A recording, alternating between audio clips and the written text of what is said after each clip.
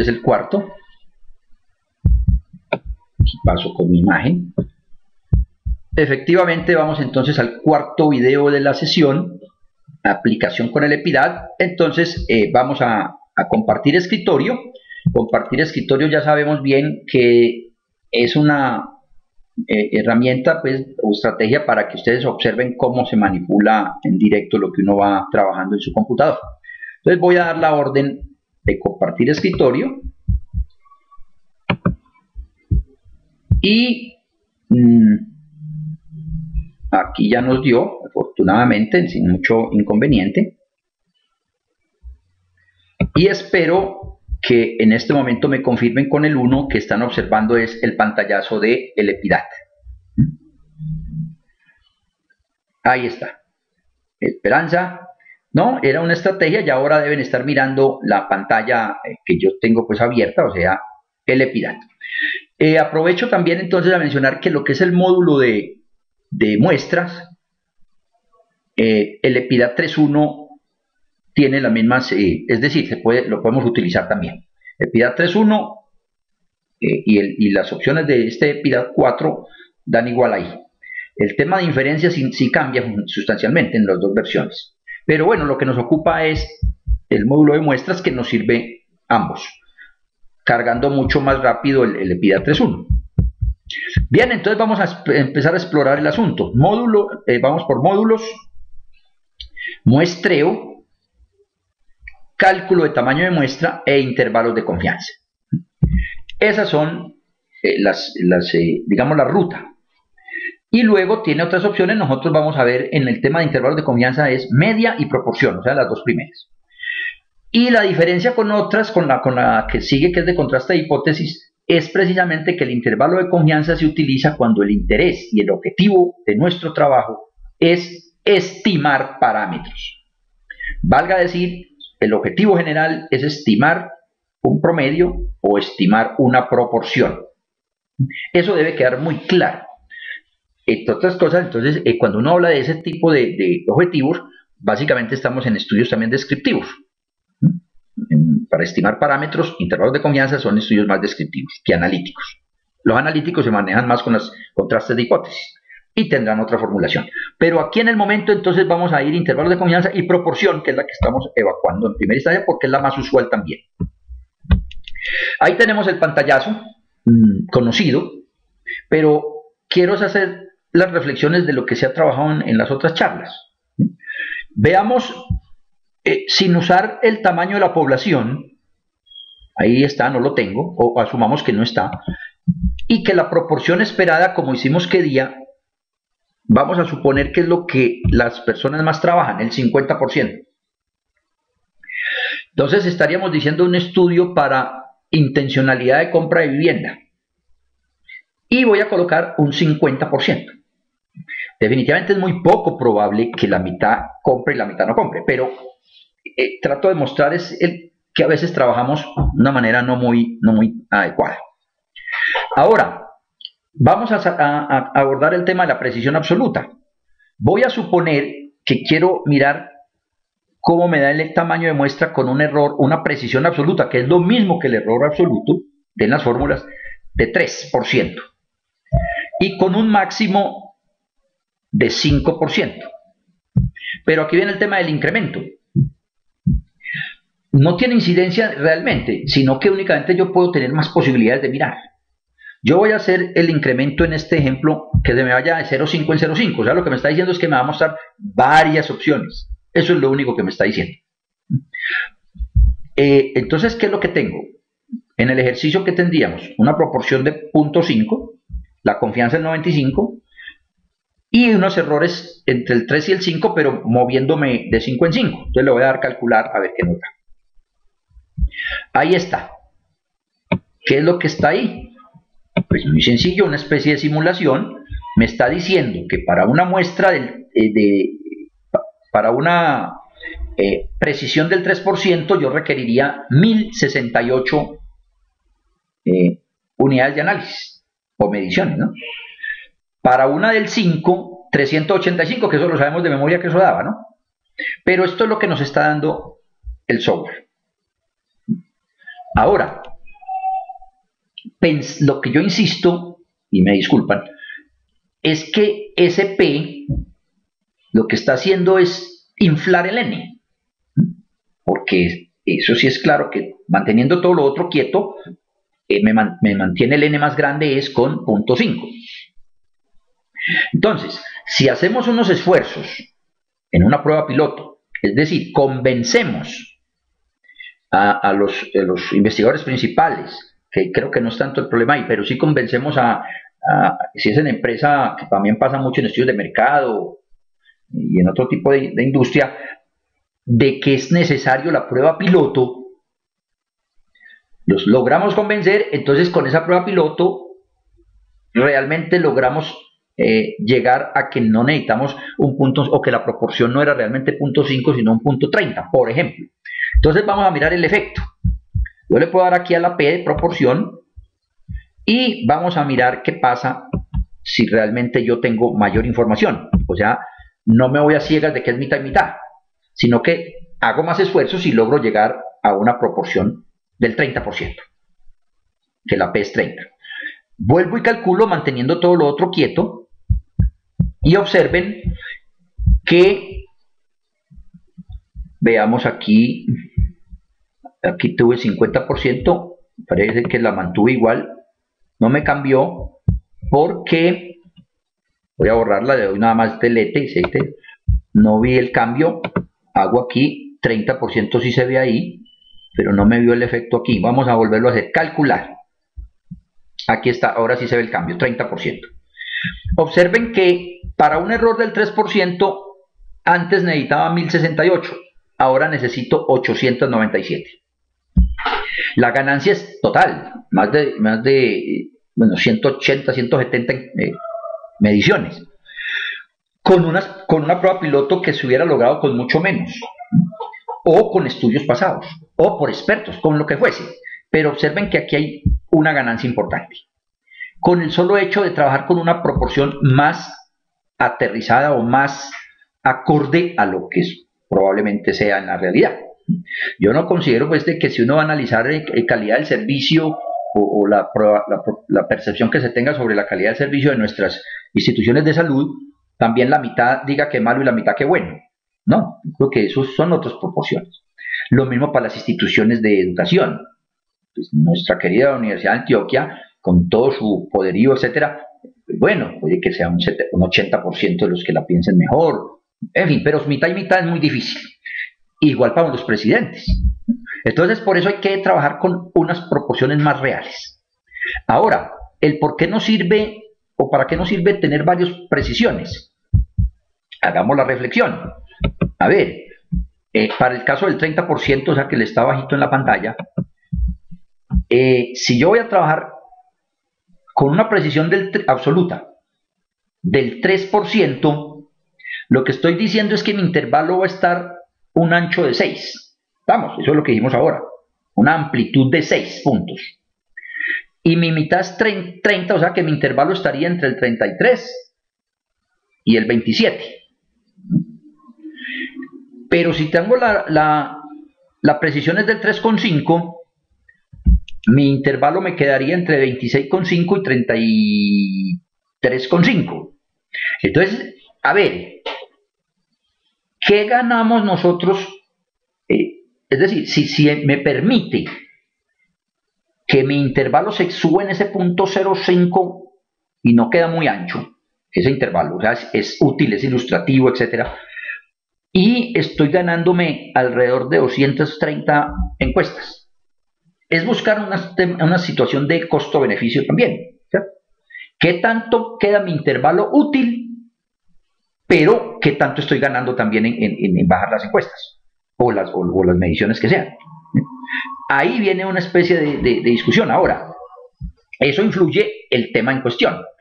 Vuelvo a insistir, si es estudios de percepción y todo esto, pues uno puede trabajar con unas precisiones menores, porque las percepciones cambian de hoy a mañana. ¿Sí?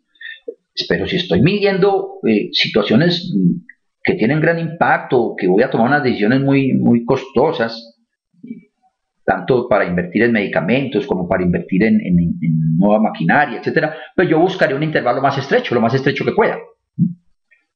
y que tenga mi presupuesto para poderlas hacer. Entonces ahí es el juego que tenemos que entrar y que se hace en la parte interdisciplinaria y que hay que tener los dueños del trabajo para mirar, bueno, qué plata hay, cómo vamos a jugar acá. Y si al final, como me ha tocado a mí, no, es que no hay plata sino para 100. Ah, no hay plata sino para 100.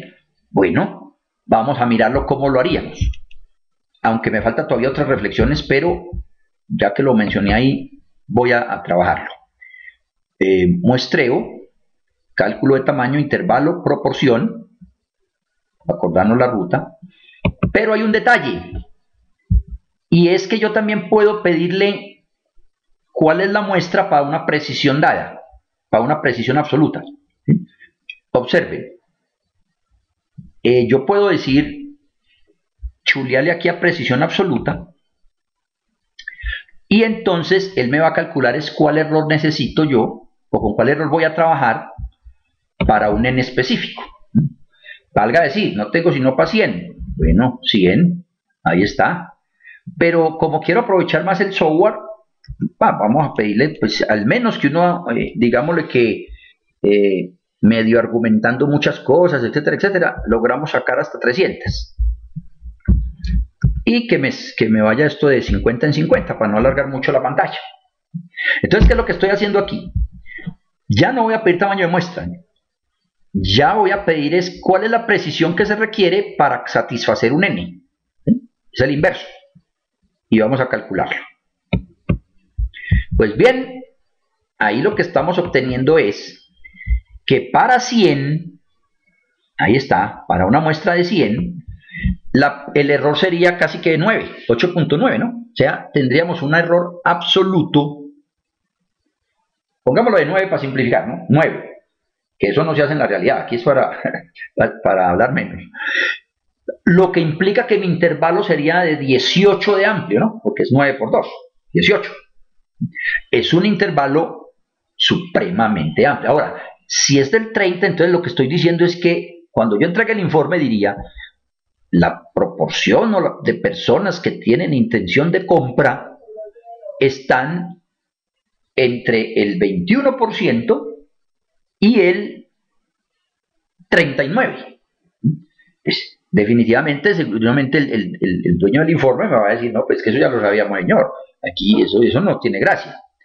Pero lo que yo insisto es, bueno, pero es que usted dijo que no tenía plata sino para 100. Entonces lo que yo considero es, no le plantean al señor, no tiene plata y no para esto, entonces mire lo que obtendremos.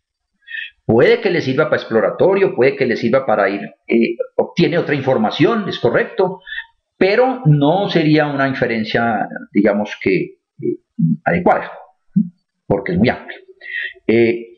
Me van captando el mensaje, por favor me dicen 1 o 2. Este es el juego que hay que plantear. ¿Cuánto es el n? ¿O qué precisión necesito?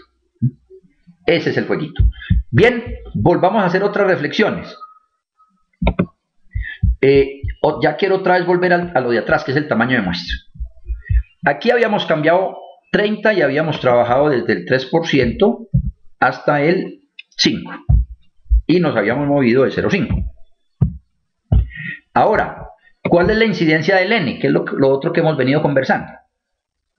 Recuerden pues la que ya hicimos ahora, ¿no? A ver, aquí viene el otro comentario. Bueno, ahí nos ayuda mucho Vladimir en el término de que para 8,9 cuando hace la proporción le da un error relativo del 30.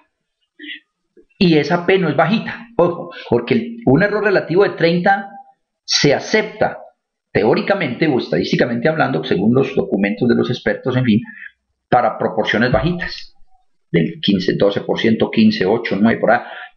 Incluso tal vez un poquito más del 30 se acepta, pero para proporciones bajas, para una proporción del 30, eso es un error relativo supremamente grande.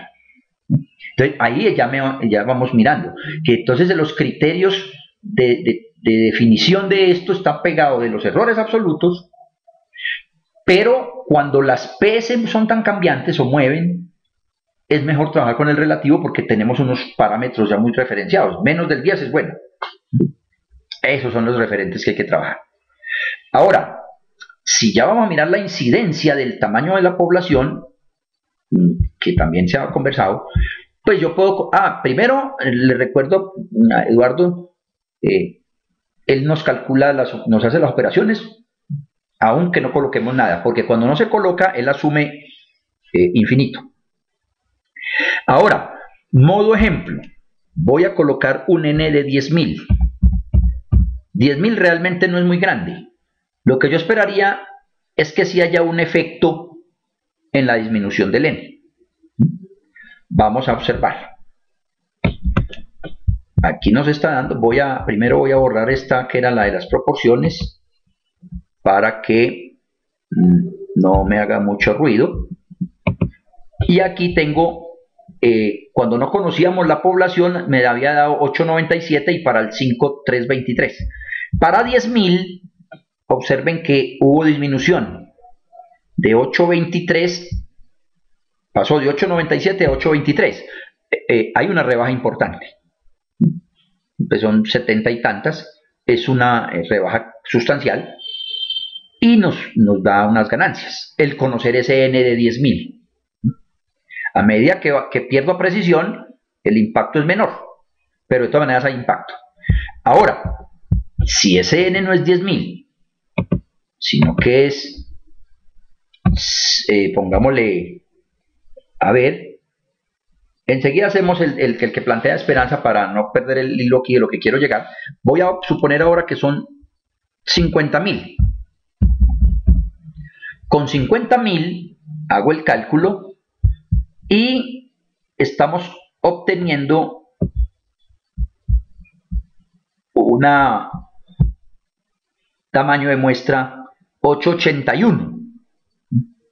Se incrementó, ¿cierto? Obviamente porque el N también es más grande. Esa era la otra reflexión de Vladimir, que por qué cuando el N era más chiquito bajaba, pues ahí había como una conversación en ese sentido. Pero aquí hay que mirar, y aquí por ejemplo estamos observando que aumentó. Aumenta el N, pero de todas maneras tiene impacto en la fórmula, porque va cambiando, va cambiando. Si a medida que crezca este N, llega el momento que no va a tener ningún impacto en los valores. Por ejemplo, si yo coloco 1.000.000, vamos ahí, 3, 6, 1.000.000, pues ya aquí el efecto va a ser mínimo. Y va a ser mínimo porque eso va en el denominador y va a tener, pues hay en las fórmulas van esos valores y entonces el efecto es supremamente bajo. Aquí de 881, aquí 896, no son tan cambiantes a pesar de que se ve algunas variaciones. Ahora, cuando ya hablamos de estos otros trabajos de cuestiones de política y si estamos hablando de posibles votantes que se pasan a 8 millones, 5 millones, en fin, realmente es muy poco lo que tiene efecto esos indicadores. No obstante, si uno lo tiene, pues no hay problema en colocarlo. Analicemos un poquito entonces para hacer el ejemplo de Esperanza. Lo que necesitamos, el tamaño de población es opcional. La proporción esperada, ya dada en porcentaje, es la que estimamos antes de. Ya la que se coloca en el intervalo para calcularlo es la que salió después de tomar los datos, obviamente. Esta es la que sale de estimaciones. La confiabilidad no lo va a hacer cambio porque ya lo entendemos fácil. Pero, si yo le cambio este 95 al 97, pues va a tener efecto también en que el tamaño de muestra se me va a crecer. Ese es el efecto que tiene. Pues, ya que lo tengo ahí, pues tampoco es problema de no hacerlo. 97%. Calculamos y para un 97, mire que volvió a pasar a 1000 y pico. 1098, ya volvió a crecer a 800. Y es apenas lógico porque es lo que nos da los valores del Z se crecen. Conclusión aquí, lo que yo definitivamente sugiero es grandes esfuerzos para tener un buen valor valor estimado de la P. Si esta P baja, o es decir, se aproxima a un punto 20, un punto 15, etc., yo pensaría ensayar con precisiones absolutas más bajas, valga decir de 2 tal vez, porque esos absolutos de 2 me pueden llevar a un relativo no tan lejos, pues no tan grande como lo que hemos observado. Entonces, si este P, la proporción esperada, tiende o está por los lados del 10%, o sea, 15, 12, 18 por ahí, uno puede empezar a tantear desde el 2. Ya el 1 me parece muy poquito, pero si la P suya es muy bajita, pues te tocará hacerlo. Y hacer la relación, esa precisión absoluta, a qué le equivaldría como relativo para tomar una decisión más acertada. El nivel de confianza sí creo que para la mayoría de estudios se mantendrá en 95, no solo por lo paradigmático, o mejor, más por eso. Pero en estudios de percepción, si usted también tiene un buen poder de convencimiento, creo que un 90% es lo que yo sugeriría. Me explico. Y eso lo hice, de hecho, muchos años atrás, cuando coordiné algunos estudios de opinión política. A ver, si vamos a mirar una opinión política sobre, voy a hablar en Colombia porque las de mi amigo Venezuela ya pasaron, en las próximas elecciones y ya han empezado a mirar cuál es presidenciable o cuál es el candidato, en fin. Yo pregunto, ¿para qué colocamos una confiabilidad del 95% al sol de hoy? Donde me va a dar un N más grande, pero con toda seguridad, dentro de 2 meses, un mes que se haga el tal seguimiento, eso va a ir cambiando seguramente, y más que eso, nadie me podrá refutar si estuve equivocado o no, que es lo pelea siempre. Lo que yo hice siempre en todo ese tiempo era manejábamos un esquema de 500 encuestas siempre, quedaba poquito pues y una confiabilidad de 90. Cuando ya faltaba la última, o sea, la que ya iban a las definitivas, teníamos que quedar cerquita de lo real, pues ahí sí habría que buscar la confianza alta, una confianza del 95, buscar errores bajitos, etcétera, etcétera. Pero antes no veo necesidad. O en estudios de mercado, donde estamos interesados en preguntar algunas cosas de hábitos y etcétera, yo creo que también podríamos empezar a luchar cómo quitamos algunos estos paradigmas. Ahora, si uno está en estudios para mirar cómo es la Procuraduría aquí presente, estudios para mirar alguna calidad de digitación, incluso calidad de facturaciones, ya medicamentos se sabe que es obvio, pero en mucho otro tipo de auditorías, mejor dicho, auditorías, en procesos mismos, que uno no puede jugar con la inocencia o no inocencia de alguien, en fin, pues tendría uno que pensar en confianzas incluso hasta más altas. Eso es lo que yo puedo como reflexionar en el momento. Limpiar, cuando a veces no nos deja quitar algo, uno le da a limpiar y obviamente volvemos a retomar. Voy a plantear el ejemplo de Esperanza, a ver qué nos da. Tiene un N de 3600. 3600 es su N, o al menos el ejemplo que nos plantea. Nos falta contextualizarlo un poquito.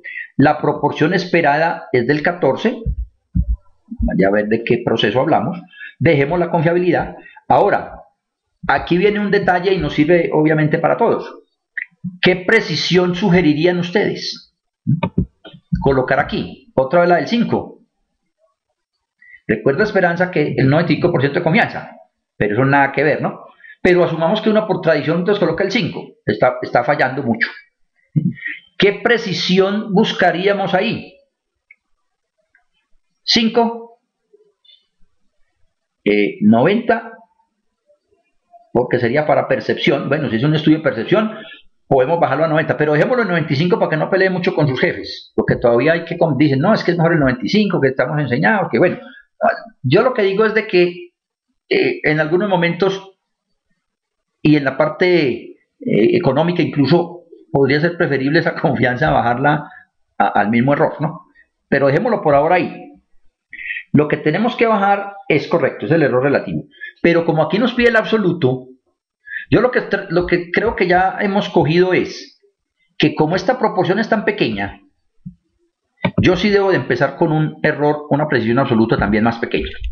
No me voy ni siquiera a ir al 4. Voy a trabajar, al 5 ni siquiera voy a tocarlo. Porque es que el 5 ya sí sería muy grande, porque la P mía es muy pequeña. Entonces ya no consideraría siquiera llegar a un error del 5%. Entonces voy a trabajar entre el 2 y el 4 y que se me mueva otra vez en 5 para que no me quede muy largo. Uno en un trabajo ya mucho más práctico podrían hacer de punto 3, pero yo creo que punto 5 es buen número. Punto 14. Vladimir me ayuda en el error relativo, porque sería entonces el cociente entre el punto 0,2 sobre punto 14. ¿Qué error relativo estaríamos tanteando ahí? Recuerden la formulita que ahora les envío también la presentación. Al calcular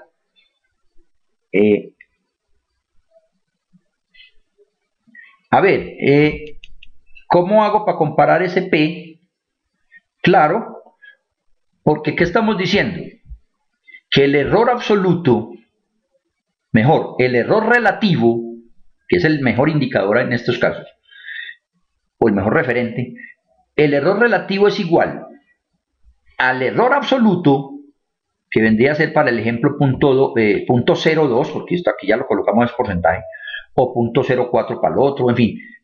El error para el primero me quedaría punto 0,2, que es este P que hay aquí, sobre el P estimado, y el P estimado es punto 14, porque es la P. Error absoluto sobre la P.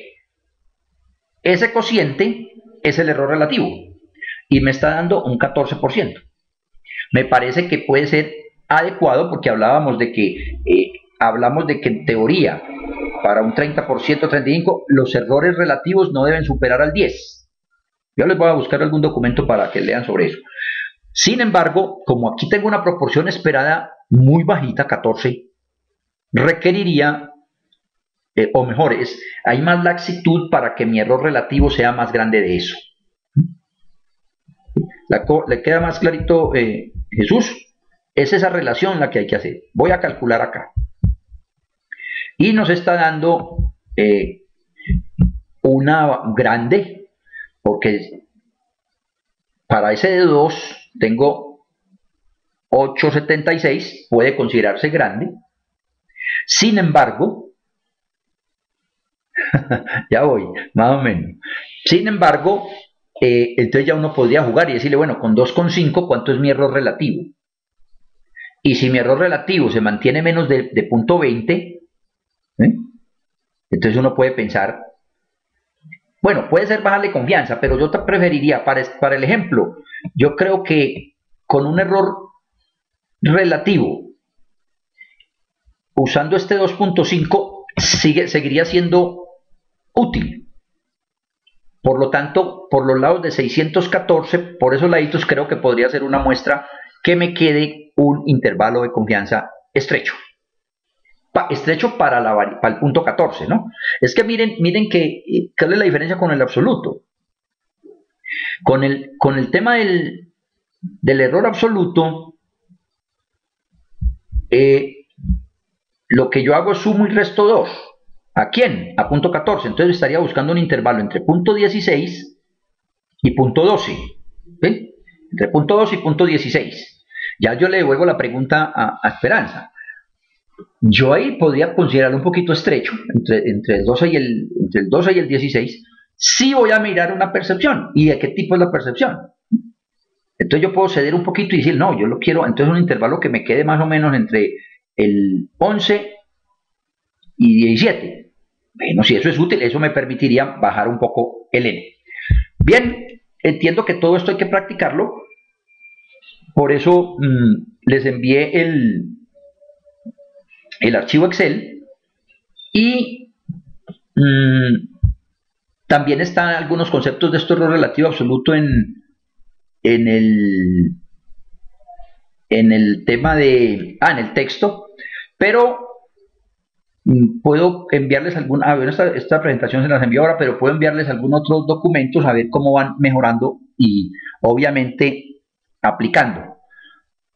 ¿Algún otro comentario adicional? Voy a ir cerrando la grabación de hoy.